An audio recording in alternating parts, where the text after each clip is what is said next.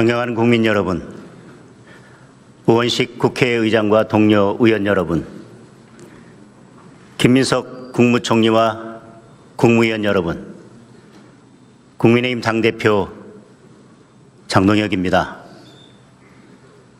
지난달 다보스 포럼에서 세계 경제 포럼이 발표한 2026 글로벌 리스크 리포트에는 세계가 벼랑 끝에 있다라는 제목이 붙어 있습니다. 1,300명의 세계 각계 전문가를 대상으로 한 설문에서 향후 2년간 세계가 안정될 곳이라고 응답한 비율은 10%밖에 되지 않았습니다.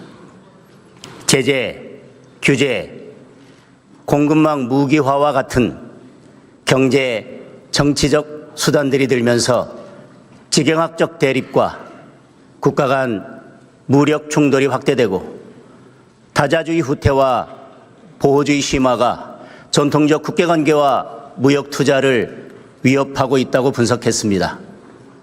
유엔 창설 이후 80년 동안 유지되어 온 규범 기반의 국제 질서가 흔들리면서 법보다 힘이 앞서는 패권 경쟁의 시대로 가고 있는 것입니다.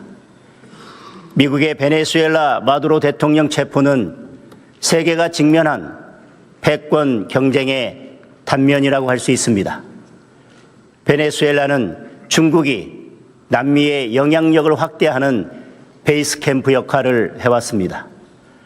중국은 베네수엘라 수출 원유의 80%를 수입하고 중국 위안화로 석유 거래를 해서 미국의 페트로달러 체제를 위협하기도 했습니다.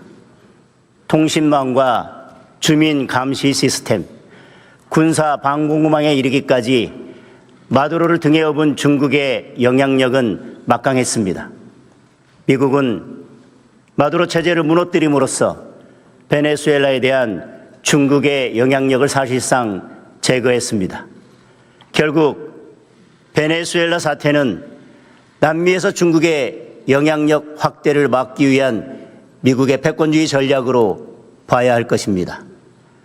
한치 앞을 볼 수 없는 이란 사태 역시 미국과 중국의 지경학적 패권 구도에 주목해야 합니다. 미국은 이란 정부의 강제 진압을 인권 탄압으로 규정하여 대규모 함대를 파견하고 하메네이 정권 제재에 나섰습니다. 이란 사태가 장기화되거나 레임 체인지로 이어질 경우 가장 직접적인 타격을 받는 나라는 중국이 될 것입니다. 현재 중국의 전체 원유 수입 가운데 이란산 원유가 10% 안팎을 차지하고 있습니다. 남미 거점 베네수엘라에 이어 중동 거점 이란까지 잃게 되면 중국은 저가로 원유를 조달해오던 핵심 국가들이 없어집니다. 원유 조달 비용 상승과 공급 불안으로 중국 경제가 어려움에 빠지고 중국과 유럽을 잇는 1대1로 사업까지 물거품이 될 수 있습니다.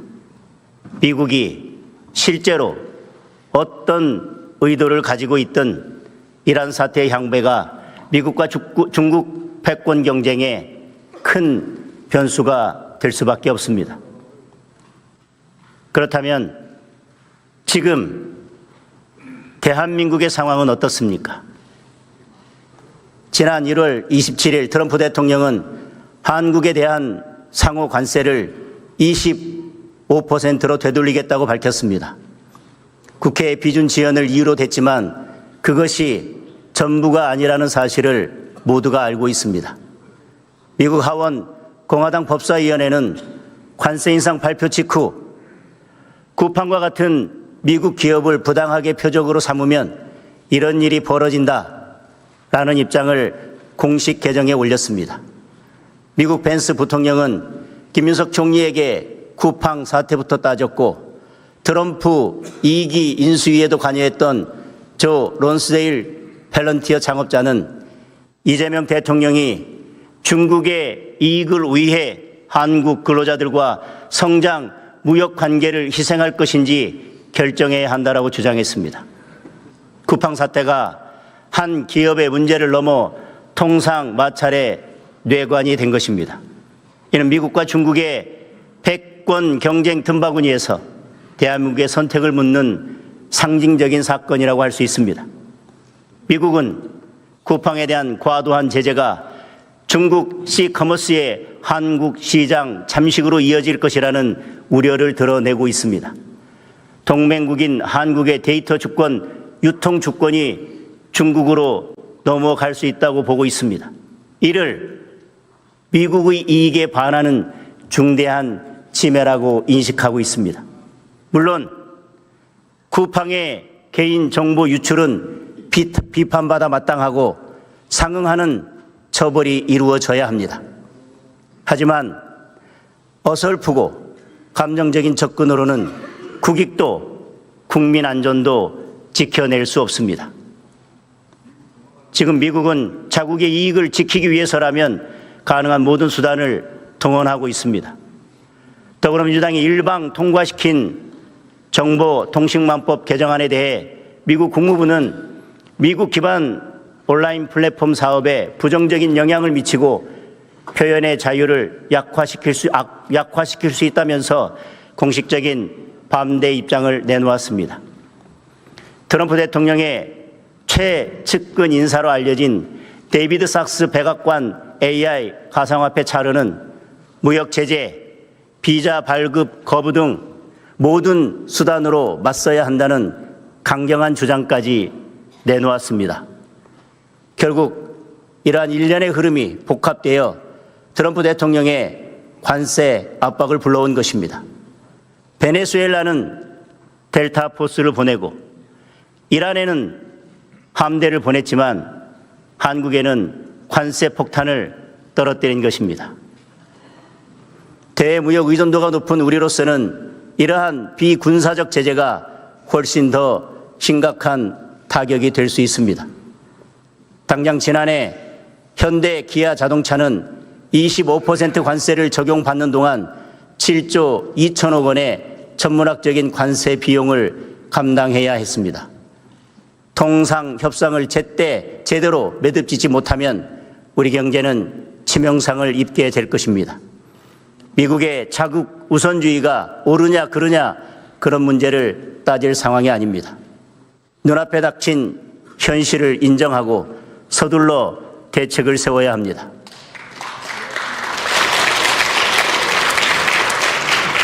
글로벌 스탠다드에 부합하는 플랫폼 전략을 세우고 불평등 규제라는 오해가 발생하지 않도록 한미 통상 이슈를 치밀하게 관리해야 합니다. 이재명 대통령의 실용 외교가 정말 실용적인지도 점검해 봐야 합니다.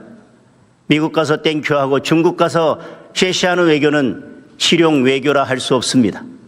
모두를 만족시키는 선택이 없듯 모두를 만족시키는 외교는 존재하지 않습니다. 물론 중국과의 관계 개선도 필요합니다.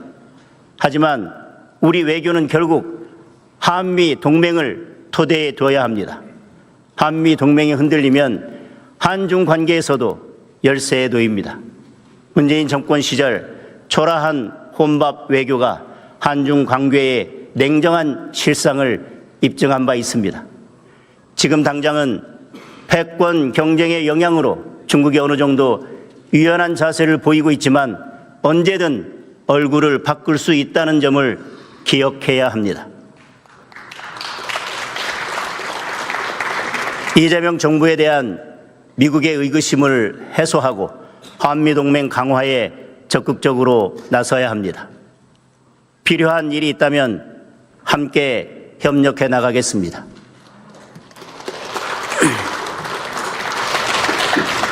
우크라이나 전쟁이 끝나면 미국이 주도하는 재건 사업이 시작될 것입니다.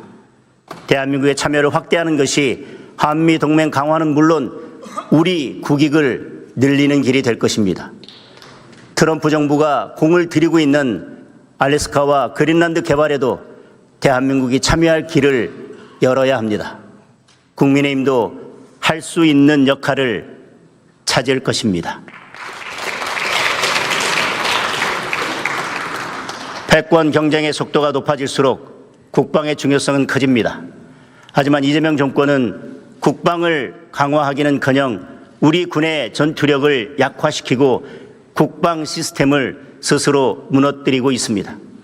1조 3천억 원에 달하는 국방비 미지급 사태가 벌어졌습니다. 장병들에게 총 대신 3단봉을 들라는 지시를 내렸습니다. 남북 대화에 장애가 된다면서 한미 연합훈련을 축소하거나 중지하려 하고 있습니다. 단 한 번도 멈추지 않았던 대북 방송의 전원도 꺼버렸습니다. 더 나아가 이재명 대통령은 임기 내 전작권 환수를 주장하고 있습니다. 전작권 전환은 권한이 아니라 책임을 넘겨받는 것입니다.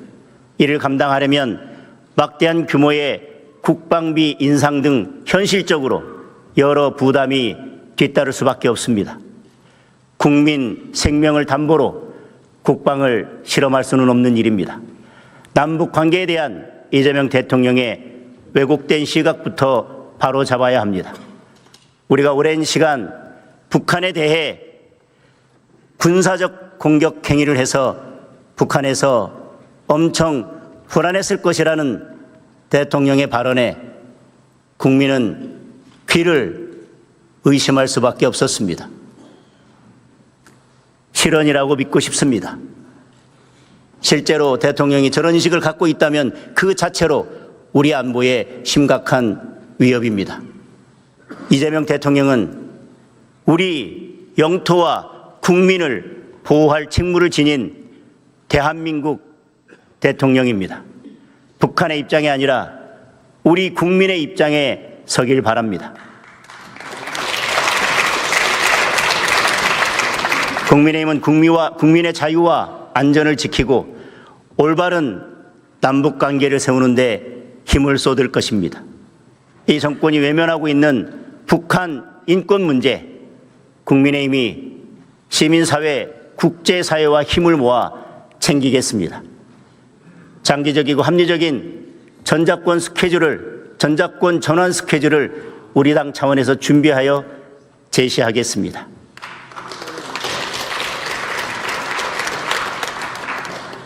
존경하는 국민 여러분, 이재명 정부의 지난 8개월은 해체와 파괴, 붕괴와 추락의 시간이었습니다. 단순히 정책의 실패가 아닙니다. 헌정 질서를 해체하고 사법 질서를 파괴하고 있습니다. 시장 경제는 붕괴되고 민생 경제는 추락하고 있습니다. 정부를 이기는 시장은 없다라는 대통령의 발언은 시장 경제를 바라보는 이 정권의 시각을 그대로 드러냅니다. 이 정권은 경제의 성장 엔진을 살리는 대신 현금 살포라는 반시장적 포퓰리즘 정책을 선택했습니다. 시장 경제의 원칙을 부정하고 이재명식 기본 사회로 가는 확장 재정을 밀어붙이고 있습니다. 그 결과는 어떻습니까? 작년 11월 시중 통화량은 전년 대비 8.4%나 증가해서 역대 최고인 4,498조 원을 기록했습니다. 이재명 정권 출범 후 소비 쿠폰 등 돈을 불기 시작하면서 8월 이후 4개월 연속 8%대의 높은 상승률입니다. GDP 대비 통화량 비율은 150%를 넘어서 70%대를 기록하는 미국에 비해 돈이 2배 이상 더 풀렸습니다. 과도하게 풀린 돈은 고환율, 고물가를 불러왔습니다. 환율은 1,500원대에 육박하고 있고 우리 원화의 가치는 급격히 떨어지고 있습니다. 국제결제은행 BIS 발표에 따르면 우리 원화의 실질 실효 환율은 주요 64개국 가운데 63위입니다. 2024년 이후 선진국과 신흥국 모두 통화가 안정됐지만 원화 가치는 10% 넘게 떨어져서 2009년 글로벌 금융위기 이후 최저 수준으로 폭락했습니다. 환율 폭등으로 수입 물가는 6개월 연속 상승하고 있고 중소기업들은 원가 상승의 직격탄을 맞고 있습니다. 물가는 천정부지입니다. 쌀값은 전년 대비 18.9%나 올랐습니다. 사과 19.6%, 귤 15.1% 등 과일값도 크게 올랐고 돼지고기, 소고기도 4% 넘게 올랐습니다. 경유 10.8%, 휘발유 5.7% 등 기름값도 크게 올랐습니다. 삼겹살, 김밥, 쌀국수 같은 서민 외식 물가도 5%대의 높은 인상률을 기록했습니다. 과도하게 풀린 돈에 무모한 부동산 정책이 더해지면서 주거 비용도 치솟고 있습니다. 지난달 서울 아파트 평균 매매 가격은 1년 전보다 무려 19.3%나 오른 15억 2,162만 원을 기록했습니다. 평균 전세 가격도 6억 6,948만 원으로 1년 전보다 5.8%나 뛰었습니다. 월세가 급격히 늘어 주택월세 비중이 62.7%까지 치솟았고 서울 아파트 월세 가격은 1년 사이에 13만 원 이상 올라 평균 147만 6천 원을 기록했습니다. 집을 팔기도 어렵고 사기는 더 어렵고 전세는 사라지고 월세는 폭등하는 3중, 4중의 부동산 대란이 벌어지고 있습니다. 그런데도 이재명 대통령은 틈만 나면 추경을 거론하며 돈을 더 풀 궁리만 하고 있습니다. 뿌릴 돈이 부족하니 이제 설탕세까지 걷겠다고 합니다. 소금세, 김치세까지 나오지 않을까 걱정입니다. 이미 우리는 과도한 돈 풀기의 역습을 경험하고 있습니다. 소비 쿠폰에 잠시 좋았던 국민은 폭등한 물가로 몇 배의 혹독한 고통을 겪고 있습니다. 통화량 증가로 인한 고환율과 원화 가치 하락은 우리 경제의 기초 체력을 약화시키고 있습니다. 만약 이재명 대통령이 지방선거를 앞두고 또다시 매표용 돈 풀기에 나선다면 우리 경제는 회복이 어려운 치명상을 입을 수도 있습니다. 지금 정부가 해야 할 일은 현금 살포가 아니라 물가, 환율, 부동산 같은 기본부터 챙기고 서둘러 산업구조 혁신에 나서는 것입니다.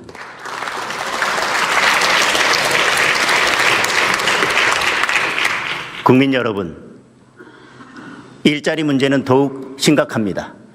작년 고용률이 지표상으로는 62.9%, 역대 최고를 기록했습니다. 하지만 실상은 참담합니다. 60대와 60대 이상은 취업자 수가 늘었지만 20대, 30대, 50대 모두 취업자 수가 감소했습니다. 특히 20대 취업자가 가장 많이 줄어서 무려 17만 명이 감소했습니다. 15세에서 29세 청년 고용률은 45%로 20개월 연속 하락했고 구직을 포기한 그냥 쉬었음 청년이 70만 명을 훌쩍 넘었습니다. 청년층 일자리가 많은 제조업은 취업자 수가 7만 3천 명 줄었고 서민들이 많이 일하는 건설업은 12만 5천 명이나 감소했습니다. 노년층 취업이 대폭 늘어 착시 현상이 발생했을 뿐 실제로는 고용 절벽에 가깝습니다. 일자리는 기업이 만듭니다. 기업이 마음껏 뛰지 못하고 규제에 발목이 잡혀 있으니 일자리를 만들지 못하고 있는 것입니다. 그런데도 이재명 정권은 자본을 약탈자로 보는 경제관, 기업을 근로자의 적으로 보는 노사관에서 벗어나지 못하고 있습니다. 민주당이 밀어붙인 노란봉투법이 3월 10일 시행됩니다. 노조가 불법 파업을 해도 기업은 속수무책이 됩니다. 공장을 늘리거나 생산 라인을 변경하는 경영 전략도 노조가 마음만 먹으면 파업의 대상이 될 수 있습니다.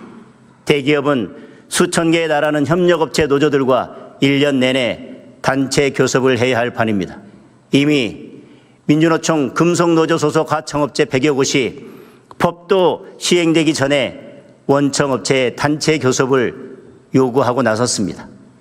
민주노총은 정부와 공공기관 산하 공무직과 용역 근로자 노조에 원청 직접 교섭 지침을 내린다고 합니다.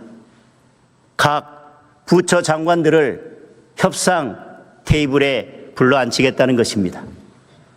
이런 마당에 어느 기업이 투자를 늘리고 일자리를 늘릴 수 있겠습니까? 한국에서 철수할 수 있다라는 주한 유럽 상공회의소의 입장문이 현실로 다가올 수도 있습니다. 이재명 정권은 강력한 자사주 소각을 담은 3차 상법 개정도 추진하고 있습니다. 소액주주 권익 보호는 당연히 필요하지만 자금 여력과 대응 수단이 부족한 중소, 중견 기업들은 경영 불안을 걱정할 수밖에 없습니다. 특수고용, 프리랜서 등 플랫폼 노동자를 보호하겠다면서 근로자 추정제를 담은 근로기준법 개정도 추진한다고 합니다. 인건비 부담이 가중되어 소비자 물가 인상으로 이어지고 신규 투자와 고용이 위축될 것이라는 우려가 나오고 있습니다. 기업에 손발을 묶으면 일자리는 당연히 줄어듭니다. 빈대 잡으려고 초가삼간 태울 수는 없습니다. 국민의힘은 노란봉투법 시행을 1년 유예하는 개정안을 당론으로 발의했습니다. 상법과 근로기준법도 변화하는 현실에 맞춰서 근로자를 보호하면서도 기업의 어려움을 줄이는 방향으로 대안을 마련하겠습니다. 존경하는 국민 여러분, 지금 이재명 대통령과 더불어민주당은 대한민국 체제의 형상 변경을 시도하고 있습니다. 자유민주주의를 퇴보시키고 사법 시스템을 무너뜨리는데 온 힘을 쏟아붓고 있습니다. 국회는 민생 정책을 경쟁하는 토론의 장이 아니라 정적을 제거하고 야당을 단합하는 입법 독재의 전당이 됐습니다. 3대 정치 특검에 260억 원이 넘는 혈세를 투입하고 검사 120명을 포함한 600명의 수사팀을 꾸렸습니다. 6개월 동안 먼지 떨듯 야당을 털어냈지만 결과는 태산명동 서일필이었습니다. 특검 수사로 새롭게 드러난 사실이 거의 없습니다. 도리어 대대적인 검사 파견으로 전국 검찰청 미제 사건이 30% 이상 늘어나는 등 민생 범죄 수사에 구멍만 났습니다. 그런데도 더불어민주당은 기어이 종합특검을 밀어붙였습니다. 자신들 입맛에 맞는 수사를 하겠다는 것이고 지방선거까지 내란몰이를 이어가겠다는 목적입니다. 명백하게 위헌인 내란특별재판부 설치법도 통과시켰습니다. 말 잘 듣는 판사를 고르고 재판까지 입맛대로 진행해서 자신들이 원하는 판결을 내리겠다는 것입니다. 이것이야말로 독재이고 헌법 파괴, 사법 파괴입니다. 독재는 총칼이 아니라 법률로 완성된다고 했습니다. 나치 정권의 특별법원 인민법정이 그러했습니다. 자신들의 반대하는 정치인과 무고한 국민을 법의 이름을 빌려 가장 빠르고 가장 악랄하게 제거했습니다. 그 길을 지금 이재명 정권이 따라가겠다는 것입니다. 검찰 개혁한다면서 검찰을 해체하고 이재명 친위 수사대를 만들려 하고 있습니다. 정부의 법안대로 중수청이 설치되면 이재명 청와대 출신들이 조직을 장악하고 시민단체 출신 친정권 변호사들이 수사 사법관 자리를 채울 것입니다. 검찰 해체의 피해는 애꿎은 국민에게 돌아갑니다. 돈 있고 빽 있는 사람들과 돈 없고 힘없는 서민들로 나뉘는 인권의 양극화만 불러올 뿐입니다. 이제라도 이재명 대통령과 더불어민주당은 종합특검과 내란특별재판부를 철회하고 검찰 해체 시도를 중단해야 합니다. 정작 특검이 필요한 곳은 따로 있습니다. 이재명 대통령은 본인 재판을 다 멈춰 세운 것도 모자라서 대장동 공범들에 대한 검찰 항소까지 포기시켰습니다. 국민이 돌려받아야 할 범죄 수익 7,800억 원이 대장동 일당의 금고로 들어갔습니다. 더불어민주당은 이 핑계 저 핑계로 먼저 입에 올렸던 국정조사마저 무산시켰습니다. 외압을 행사한 혐의로 법무부 장관까지 고발됐지만 아직 수사 시작조차 하지 않고 있습니다. 더불어민주당 인사들이 통일교에서 돈을 받았다는 증언이 나왔는데도 민중기 특검은 공소시효가 다 될 때까지 덮고 뭉갰습니다. 국민의힘은 당사를 압수수색해서 당원 명부까지 가져가면서 민주당은 당사 근처에도 가지 않았습니다. 더불어민주당의 공천 뇌물 사건 역시 증거와 증언이 차고 넘치는데도 수사는 제자리입니다. 정상적인 수사라면 관련자 모두 진작 구속됐어야 합니다. 비리를 알고도 덮은 김현지 부속실장과 이재명 대통령, 민주당 지도부까지 모두 수사를 해야 하는 사건입니다. 결국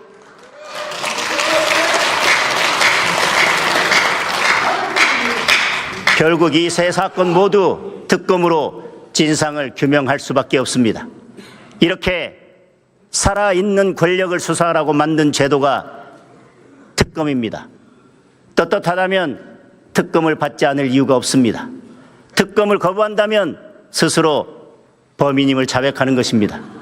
종합특검이 아니라 항소 포기 특검, 민주당 통일교 게이트 특검, 민주당 공천 뇌물 특검, 3대 특검을 실시해야 합니다. 국민의힘은 3대 특검을 끝까지 관철시킬 것입니다.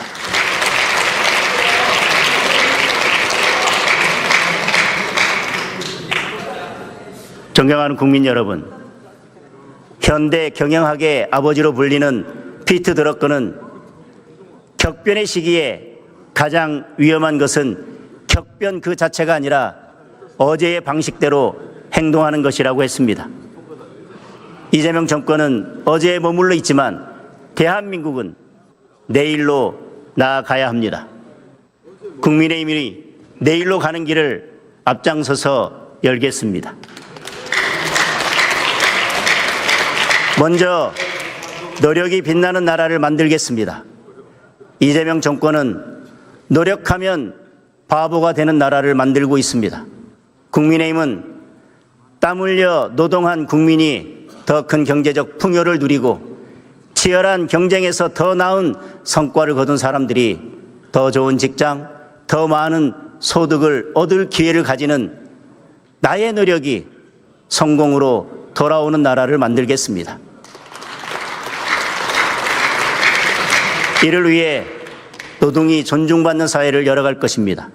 9to6 연공 서열 중심의 경직된 노동시장으로는 자율과 창의가 중시되는 AI 시대에 살아남을 수 없습니다.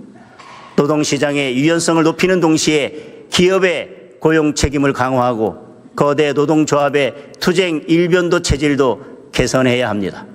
국민의힘은 노동의 가치를 높이는 정책에 집중하겠습니다.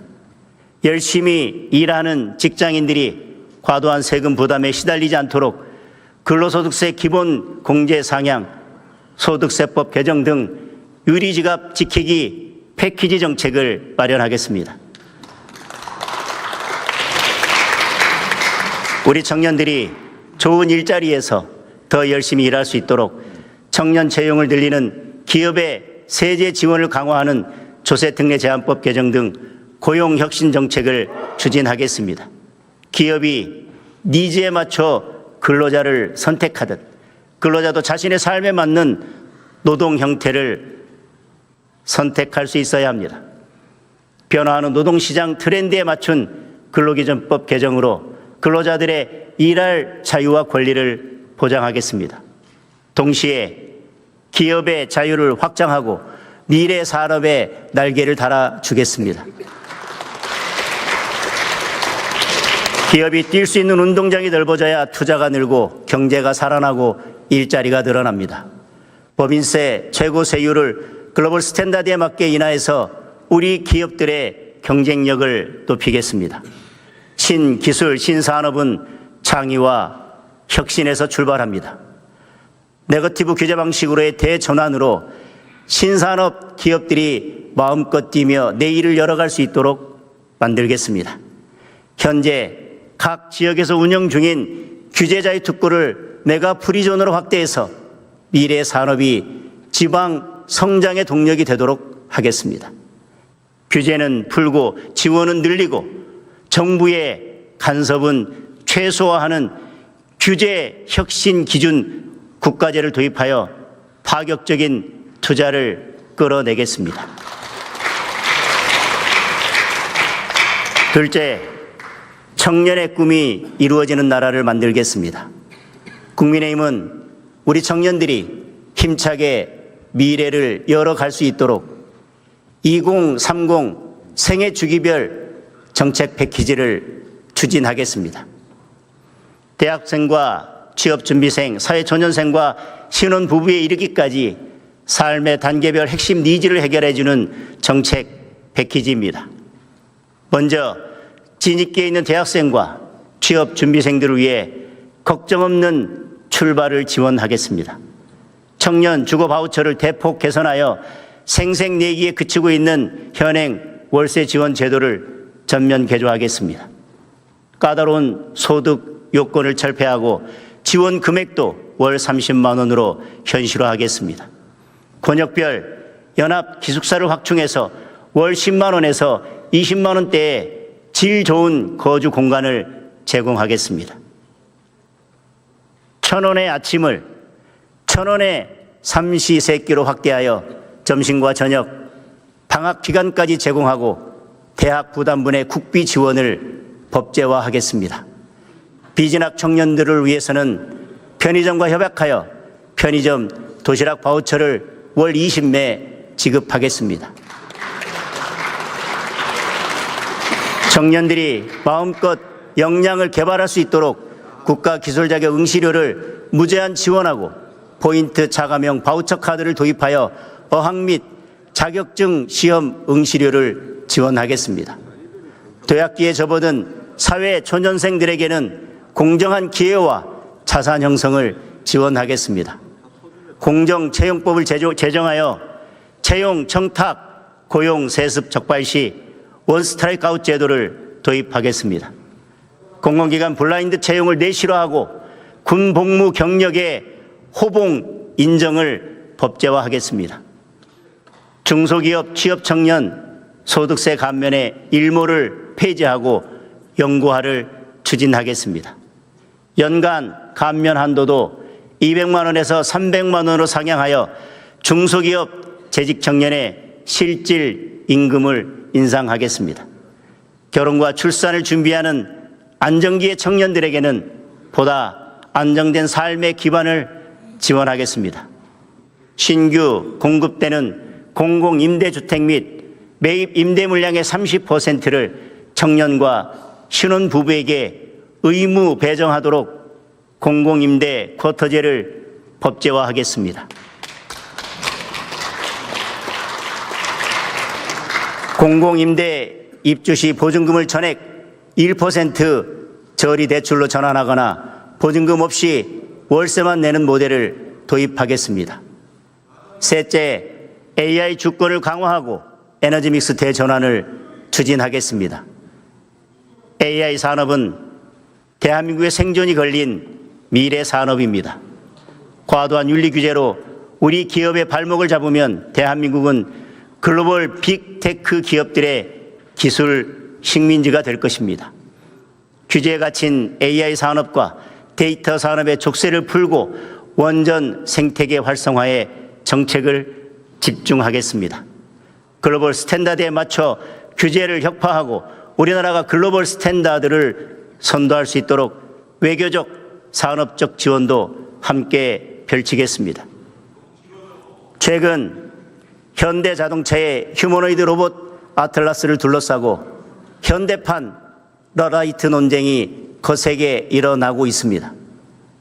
기계를 파괴해도 산업혁명을 막을 수 없었듯 AI와 로봇으로 가는 노동시장의 미래를 거역하기는 어렵습니다. 근로자들의 일할 권리가 일방적으로 박탈되어도 안 될 것입니다. 우리 근로자들이 더 안전하고 더 가치 있는 일을 할 수 있도록 공정한 전환의 사다리를 놓아야 합니다. 국민의힘은 인간의 존엄과 노동의 가치를 지키면서 기계와 협력하여 더 풍요로운 미래를 만들 수 있는 새로운 길을 찾겠습니다. 전 세계가 앞다퉈 경쟁하고 있는 소형 모듈 원자로 SMR 육성을 위해 경쟁국들을 능가하는 제도적 지원책을 마련하겠습니다. 전기 출력 300메가와트 이하의 소형 모듈 원자로에 대해 명확한 정의를 신설하고 대형 원전과 차별화된 유연한 안전규제 기준을 적용하겠습니다. 표준 설계 인가와 건설허가 심사를 통합하거나 병행 처리하여 통상 10년 이상 걸리는 건설 기간을 획기적으로 단축할 것입니다. 한국형 ISMR의 실증을 위해 SMR 규제 자유 특구를 지정하여 기술 개발과 상용화의 속도를 높이겠습니다. 이는 우리 기업의 수출 경쟁력을 높이는 강력한 무기가 될 것입니다.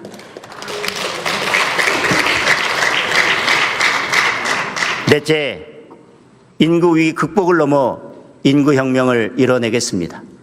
청년들이 결혼하지 않고 아이를 낳지 않는 이유는 집값이라는 거대한 장벽과 아이를 낳으면 가난해질 것이라는 두려움 때문입니다. 출산이 경제적 부담이 아니라 경제적 기회가 되도록 발상을 완전히 바꾸어야 합니다. 혼인신고일 기준 3년 이내에 무주택 신혼부부를 대상으로 가족 드림 대출을 시행하겠습니다. 헝가리는 결혼하면 대출해주고 아이를 낳으면 탕감해주는 정책으로 혼인과 출산을 획기적으로 늘렸습니다. 우리라고 못할 이유가 없습니다. 최대 2억 원 한도의 주택 구입 및 전세 자금을 1% 초저금리로 대출해주고 첫째 출산 시 이자 전액 면제, 둘째 출산 시 대출 원금의 30% 탕감, 셋째 출산 시 대출 원금 전액을 탕감하는 파격적 제도입니다. 주택 도시기금 여유 자금을 재원으로 최우선 활용하고 필요한 경우 인구혁명 특별 회계를 신설하겠습니다. 이는 비용이 아니라 대한민국을 지속 가능하게 만들 가장 확실한 투자가 될 것입니다.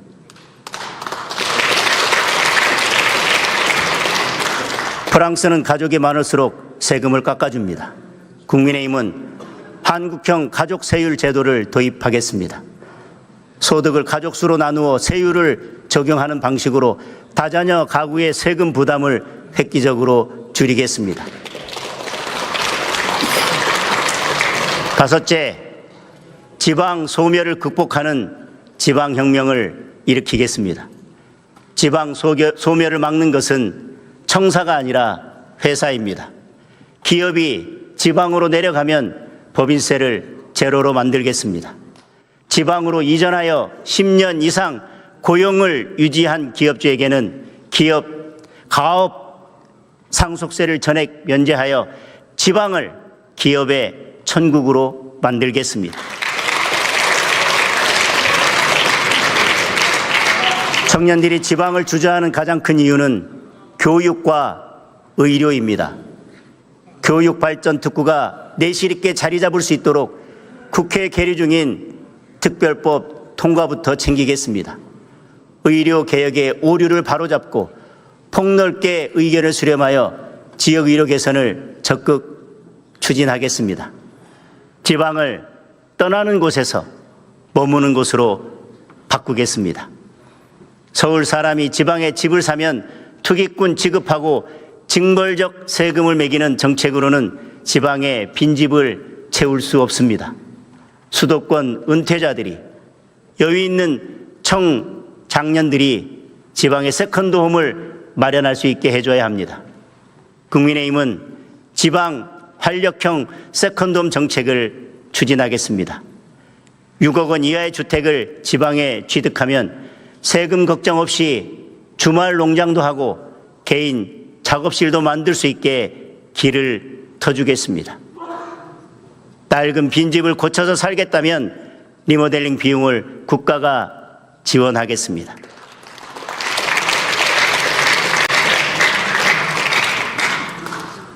국민 여러분, 그리고 동료 의원 여러분, 저는 오늘 인구혁명과 지방혁명을 묶어 대한민국의 지속 가능성을 논의할 국회 차원의 대한민국 리노베이션 태스크포스 구성을 제안합니다.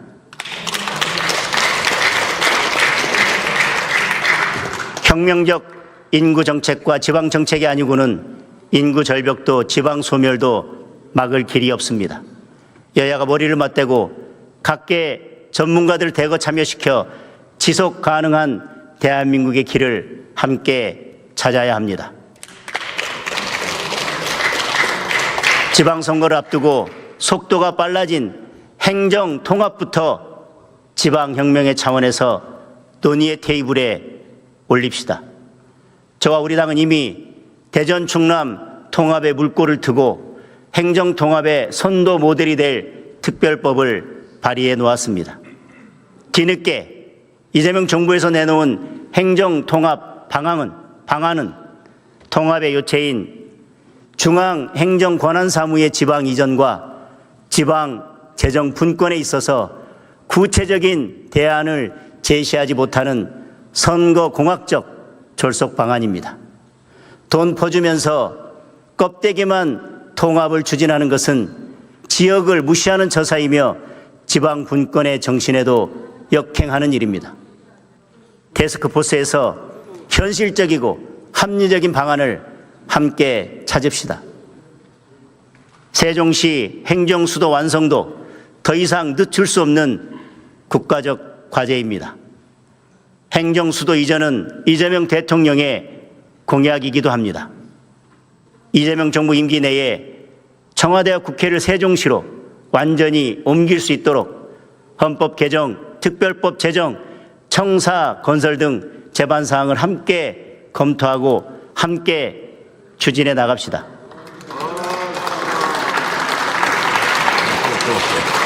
지방혁명과 인구혁명의 길을 찾기 위해 여야가 지혜를 모아 나간다면 지금껏 제1 못하고 있는 22대 국회가 나라와 국민을 위해 제대로 일하는 첫걸음이 될 것입니다. 마지막으로 국민의힘은 기득권을 먼저 내려놓고 정치개혁에 박차를 가하겠습니다. 국회의원 불체포 특권 요건을 대폭 축소해서 중대비리, 부패, 선거 범죄에 대해서는 국회의 동의 없이도 사법 절차가 작동하도록 하겠습니다. 구태정치 재발을 막는 법률 정비도 추진하겠습니다. 안건 조정위를 무력화하는 편법을 막고 숙려 기간 및 필리버스터 보장을 강화하는 국회법 개정, 상임위 관련 기업과 단체로부터 금품 수수를 전면 금지하는 부정청탁 및 금품 등 수수의 금지에 관한 법률 개정, 고위공직자의 신상 공개를 의무화하는 공직자윤리법 개정, 국회의원 보좌진에 대한 갑질을 방지하는 국회법 개정, 고위공직자의 권력형 2차 가해를 처벌하는 성폭력 처벌법 개정 등 구태정치 청산 5대 입법을 추진하겠습니다.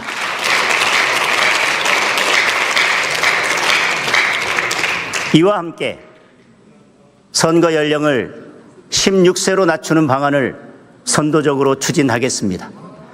대한민국 청소년들은 세계에서 가장 높은 수준의 교육을 받고 사회적 판단에 있어 성인들의 결코 뒤떨어지지 않습니다.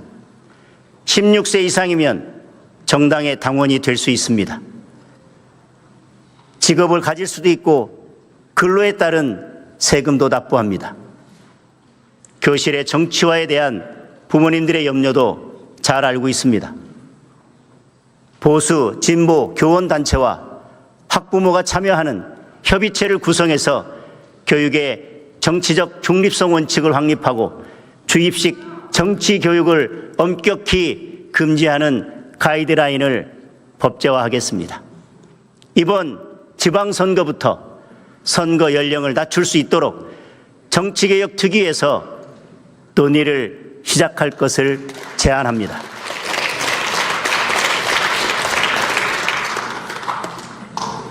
국민 여러분, 저는 오늘 이재명 대통령에게 다시 한번 영수회담을 요청합니다. 지금은 이재명 정부의 골든타임입니다. 더 이상 허비할 시간이 없습니다.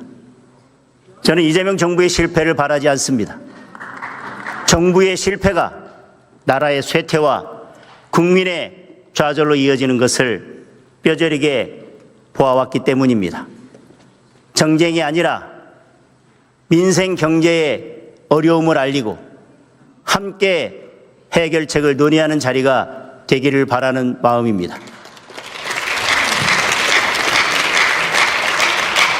국민들의 걱정이 큰 물가와 환율 문제, 수도권 부동산 문제, 미국의 통상 압력 문제 등 민생 현안을 중심으로 국민의 목소리를 전하고 우리 당의 대안도 설명하겠습니다. 특검 추진 등 정치 현안도 허심탄회하게 논의했으면 합니다. 대통령과 제1야당 대표가 마주 앉아 현안을 논의하는 것만으로도 국민의 불안을 덜어드릴 수 있을 것입니다.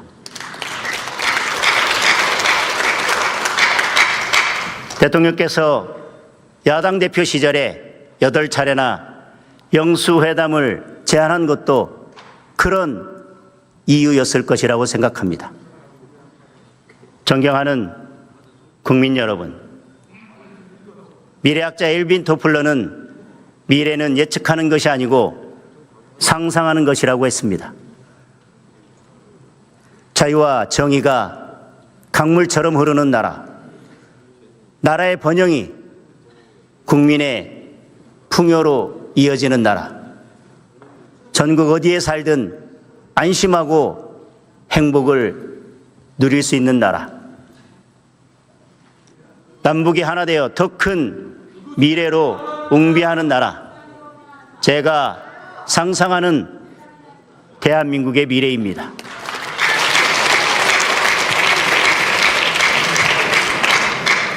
그 상상을 현실로 만들어가기 위해 국민의힘은 오로지 국민만 바라보며 국민과 함께 미래로 나아가겠습니다. 경청해 주셔서 감사합니다.